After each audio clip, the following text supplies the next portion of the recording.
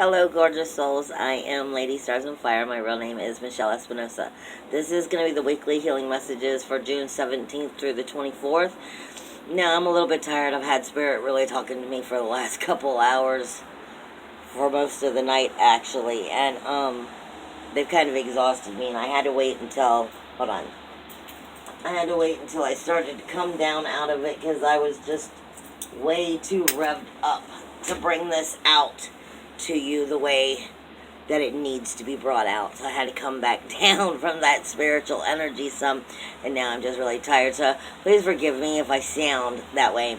But for June 17th through the 24th, I have a lot of astrology, and I'm going to be reading it to you, but I have to kind of go over it, and it's not going to be what most astrologers are going to be talking about because of the way Spirit is explaining it to me, because they're explaining what it is for me with astrology is I kind of channel the planets, and when I channel the planets, I kind of look at them as, methodical, through myth, gods, and that conversation that they would be having. And this is why they explain how I understand astrology the way I do. With that being said, before I get into that though, they are reminding me right off the bat, for those of you who do tarot, this week is kind of like the Sun card. But for me, the Sun card is not always the happiest card in the deck. It can be, yes, but it's not, because the Sun card for me technically is the same as Rush in Hebrew, and it is the punishment or the blessing, and every day you have a choice to make your life the punishment or the blessing. What Spirit is telling me is you really, really must understand. Too many people are misunderstanding this in the manifestation and trying to lie to themselves about what their vibrational frequency is, or trying to talk themselves through and into a new vibrational frequency. And Spirit says that does not work. Basically, you know how the idea is fake it until you make it? And people will tell you in the vibrational idea of manifestation, you have to put it out there, you have to believe in it, you have to support it, and keep going with that. Now, that is true when you genuinely believe it. It's kind of like this. This is the way Spirit puts it to me. If you are saying thank you for the things you have been blessed with in life, if you are trying to give yourself validation in that area, like I said, if you're trying to express your being thankful in such an area, like I'm thankful for the home I have, I'm thankful for the job I have, I'm thankful for this and I'm thankful for that, but you're saying it because you're trying to make yourself fake it to believe it. That's you trying to lie to your vibration. And you can't lie to your vibration because your vibration already knows. So it only works when you genuinely believe it, when you are genuinely expressing it. Otherwise, fake it till you make it is just going to go nowhere, is what they are explaining to me. They're also telling me, Spirit is saying that typically we look at the energy, what I'm being given by them is they're giving me like the brain. And we typically look at the brain as logic or creativity, but they're saying no, especially right now, at this time. There's logic and there's creativity, but there's also order and social, or social order. And they're saying what we're really dealing with is more of this order and social. You cannot have everything in perfect place. You just can't. It's like they say, when I get everything into place perfectly, then, I'll be able to make the next step. No. They say no. Things are going to happen and always fall out of order. And if you are waiting to be social because you're waiting for order, if you're waiting to change your communication and make the changes in your life on a social level of dealing with things and speaking, because I'm being told a lot of this has to do with what you're afraid to say. and speaking honestly, not speaking your mind, speaking honestly, soulfully, and you're afraid because things aren't in order right. Well, if that's the case, you'll be waiting a very long time, is what they said. Now, with this past week, from June 8th through the 11th, and I put a warning out there on Facebook and social media that that energy was going to be powerful. And that for some of you may have wanted to just stay home.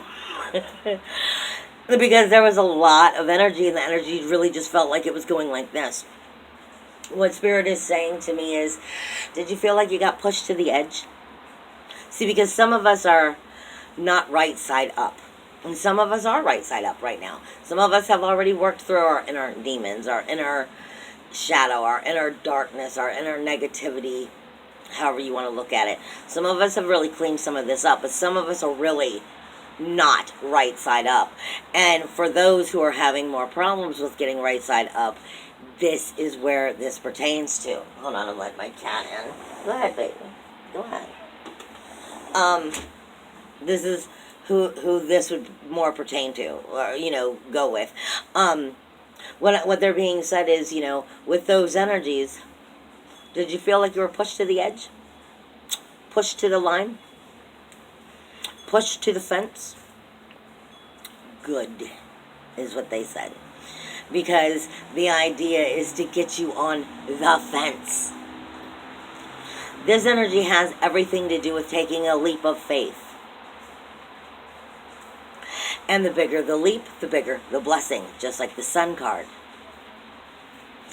If you want blessings, you can't be aiming for the punishment. But if you're not taking the leap of faith, then you're stuck in marinating energies, which are actually more stagnant. What they're giving me is if you're on the fence, you're getting closer to being right side up, because at least on the fence, all you got to do is jump. You're moving in the right direction, even if you're moving in very slow spots, is what they're saying. At least if you're putting yourself on the fence and you've finally been pushed to that point, you're going in the right direction, even though you may not necessarily feel it. Because what I am given then is the raven, and the raven is speaking, it's calling, more like a crow, but it is a raven. And I very much feel Odin, like on the not on the fence, I feel Odin's energy, like the hangman, and learning something with this energy. But I'm being told it's definitely a destruction for construction. This also has to do with everything that's going on with Poseidon, with and when I say Poseidon, what I'm saying is Neptune about to go retrograde. But this goes way deeper than Neptune going retrograde, and way deeper than Lilith being in Pisces at that time. What I'm being reminded is don't forget, this is only a preparation for the ascension. This is a preparation for the ascension, getting you on the right side of the fence, getting you to make the leap. And they're pushing you because the vibration will settle for no less. It is moving to that number 3 in vibration, and it will not settle for less. It will push you to that point so that you have to come up into its vibration. You cannot lie to yourself by faking it to make it. It will push you there. But do not forget, prior to that, we still have eclipse season to go through in July. And I am being told you need to get on the right side up of the third dimensional understanding before eclipse season is over. This is how you will grow and mature soulfully, spiritually within your life, to get on the right side. Get right side up. Get to where you're able to start working past the 3D and into those higher dimensions. I'm sorry if you can hear the children waiting for the school bus. But this is where we're going. And they're saying it's because the ascension comes in during the Lion's Gate, and it's going to be a very powerful ascension. So these energies are really pushing. But this is the key here. This is why I explained in the very beginning of the video is I'm being told, when I start to look at astrology and the way that they work with me in astrology, because I always say I see things that other astrologers don't see. is because they're explaining to me, when I look at the astrology charts and stuff, I actually channel it as if I'm understanding, the idea of the gods and their conversations or fights. And they have just informed me this whole week, and part of what you were feeling last week is the energy of Medusa. Now, most astrologers are not going to be talking about this energy because Medusa is technically Eris. When I say planets, I'm saying whether it's not divorce. It might be dealing with divorce for some people, but it's dwarf planets, comets, asteroids, no matter what it is that I'm reading in astrology, I call them all planets unless it's the sun. It just makes it easier that way. So Eris is a planet that most are not going to be speaking about. Neither will they be speaking about Haumea, Make, or Pallas. And these energies are very powerful right now. They are definitely what's driving that Jupiter energy that nobody is seeing. That's what's giving that abundance that nobody is seeing, because they're not looking deep enough into the astrology, as Spirit puts it to me. And Medusa is the way they explain Eris to me. Eris is trouble and toil. It is your inner warrior who got fucked over, who still is not over it, who is still full of resentment and strife. When we look at the idea, the mythology of Medusa, Medusa was created into what she became in a very injustice level. She was supposed to have been raped by Poseidon. And Athena was jealous and turned her into what she became. The scary, ugly thing with the snakes and the ugly face, and so to speak. She was created injusticely because of the gods' furies. She can't be healed. She can't be fixed. All she can do is be taken out of her misery. And this is exactly why Spirit is showing me it. Misery loves company, baby. This is a time to ascend, to get on the right side. If you do not take the leap of faith, you will start a brand new cycle again, and you will stay stagnant, and you will not move forward. This is about putting your inner Medusa to rest. Killing the ego of her. Putting her to rest. This is about, on a shaman's level, not seeing her as evil, but seeing as the injustice and healing the situation by putting her to rest. It's the healthiest, healingest, soulfulest thing to do. You can't fix Medusa. The gods screwed her up. This is what I'm being told. Because when I look into the astrology, you have to understand Eris, which is what I call Medusa, is more or less 25 degrees in Aries. She is technically within 10 degrees. No, she is technically within 10 degrees of Uranus and Vesta, which are in Taurus. Right there says a lot. Uranus is independence, individuality, uniqueness, freedom. In Taurus is self-worth, self-value, self-esteem. Vesta is your soul fire. Speaking with the Medusa energy of what it can't heal. Also coming out of Aries, trapped by Chiron. Chiron wants her out of there. He can't heal her either. He needs her to be put to rest. He needs her to get out of Aries. And Uranus and Vesta in Taurus is trying to create its own heaven on earth, which is what Medusa wants. Please put me to rest. This is your inner trouble, toil, strife, your inner warrior who was injusticely sacrificed and screwed over. She wants to be heard. She wants to be healed. And the only way to heal her is to put her to rest. Speaking to how you're going to create your heaven on earth through your independence, your individuality, your uniqueness, your freedom, it's accepting her, understanding her, forgiving her, and releasing her is what this energy is about. Then you also have Haumea, which is your collective consciousness. Pallas, which is Athena, the warrior goddess. And then you have Make or Maki in Libra, which nobody is going to be talking about either. This is your collective consciousness speaking to your strategic thinking on the lotus flower.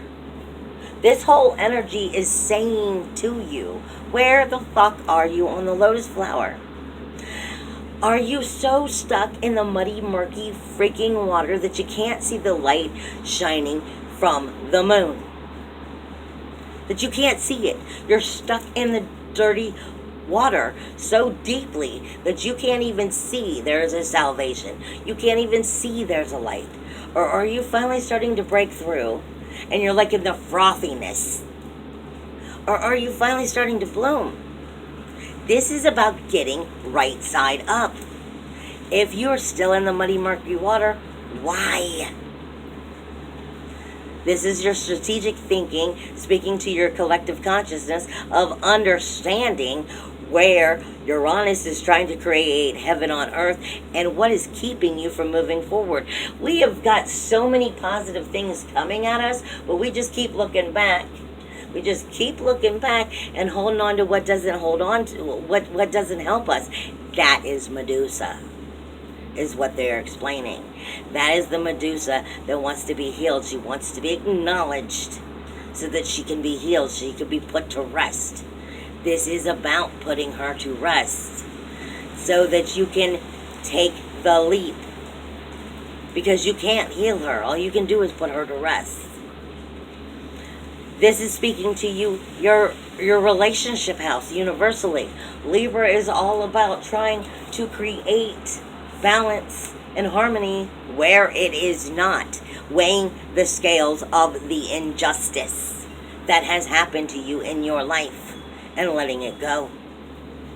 If you're holding on to it, you are manifesting from a negative spot, trying to create and tell yourself that you believe it. It's time to actually believe it and to be genuine about what you're thankful for. If it's like they say, if you are holding on to the idea of whatever you feed the energy is what you will get.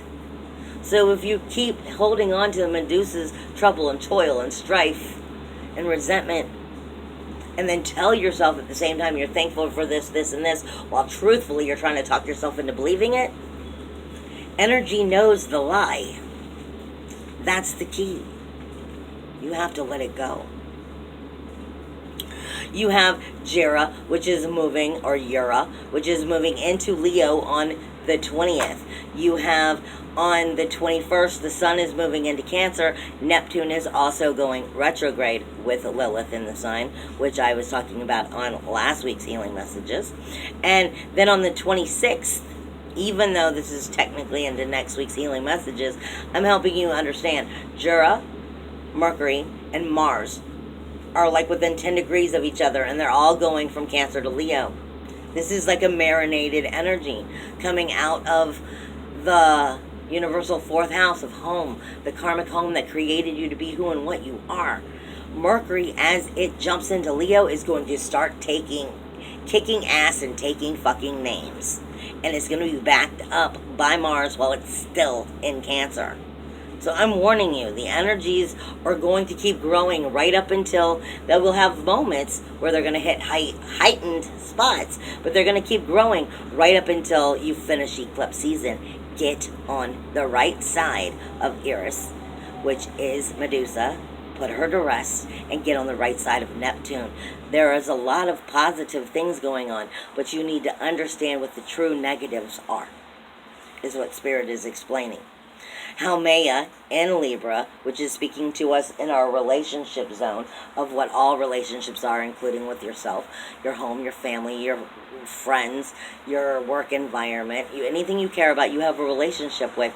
It is speaking to how Maya, your collective consciousness, which is squaring the sun as it comes out of Gemini and into Cancer on the 20th and the 23rd. 20th and 21st. That day is going to be a powerful day.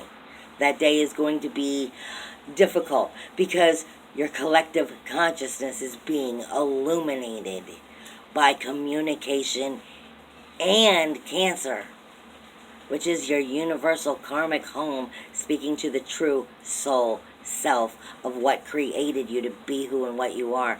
This is going to be getting into the patterns and the life you created and having to acknowledge that. So that you have to make changes, patterns, addictions that you have set forth, and realizing what has to change. And it's going to be illuminating it because this is the freaking collective consciousness speaking to the relationship zone. Make or maki is going to be the lotus flower itself, and it depends on you. Are you in the frothy water? Are you in the murky, dirty water? Or are you starting to bloom? Is going to be questioning because it is in a square with Pluto and Saturn, and it will be sextiling Jupiter. So this means the rules, the walls, the boundaries, and the outer community are going to very much be speaking to you in that relationship zone of what needs to change. And depending on where you are on the lotus flower will depend on how hard it hurts. And it will be amplified by Jupiter speaking to your higher self, making you acknowledge it. This is the whole thing. The idea most astrologers are going to be telling you is an illusion. It is the energy because it's a T-square going on with Neptune, Jupiter, and Venus, which is your magic, where fantasy smacks you in the face with harsh reality, with abundance and knowledge from Jupiter and sensitivity from Venus. However, it's being amplified by the energy I'm talking about. This is why I'm doing it this way, because I want you to understand the depths of where it's truly coming from, so you can get into the deep-seated soulfulness and start to heal that. Because Medusa is picking up energy, like I said, from Uranus and Vesta and Taurus, and creating the heaven on earth. And she wants to not be fucking Medusa. She's trouble, toil, strife. She doesn't get an opportunity to heal. Speaking to your independence, your individuality, your uniqueness, freedom. She's telling you what you are doing wrong that's keeping you from creating your heaven on earth. She's showing you exactly where she's blocking you, and it's up to you to acknowledge it. She is squaring Mercury and Cancer. And she is squaring Saturn and Pluto and Capricorn, which are in opposition of each other, which just created another T-square. So this is your trouble, toil, strife, speaking to communication, in the roots of who and what you are, and then speaking to the outer community about what you need to change about yourself, as well as the world around you. Both sides of the spectrum here. This is justice. This is justice, and we are seeing where you have helped create your own injustice by allowing it to be so. Bad habits, bad patterns, bad addictions. And it is actually, Medusa actually though, is trining Neptune. She's actually trying to help you have the magic that you need to see through the darkness of the freaking magic, where fantasy smacks you in the face with harsh reality, illusion, and delusion. Where are you creating this? Where are you lying to yourself? Right there's your vibrational frequency. There's your truth. Medusa also is in opposition with Make, the very lotus flower. The muddy, murky water, the frothy center are blooming into the sunlight. Where are you within these relationships, and why? And don't forget, Medusa is the universal first house with Chiron, who wants nothing more than for her to get the fuck out of there because he wants to heal. He wants to heal situations. And the universal first house speaks to you about self-awareness, guys.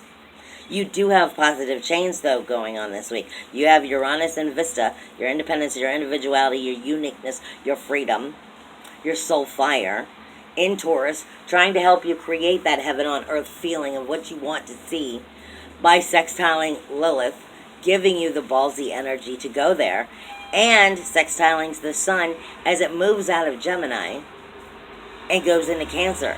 So it goes from communication into the root of who and what you are. It's there to help bring you a very positive energy. It's which side are you going to be on? Are you going to be right side up or upside down? Mars and Mercury in Cancer are also sextiling Neptune. Passion, action, aggression, sexual energy, your inner warrior, your inner SWAT team, all of that, communication, speaking to that universal 12th house of Mercury as it goes retrograde, in a positive way, you have everything you need. It's up to you. Free will's a bitch, baby. I love you. Bye, guys.